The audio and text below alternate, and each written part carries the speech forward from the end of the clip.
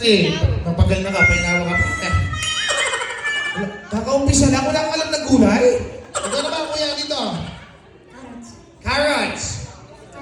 Broccoli, very good. How about you? Vegetable, can you please give me an example of vegetable? You're English speaking? English speaking po ba siya?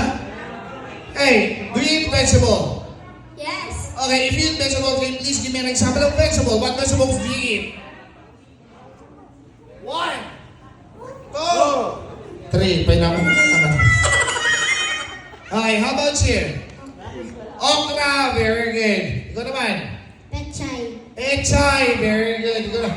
Okay, Nipiolo. Nipiolo. Okay, ikaw naman. One. Two. Three.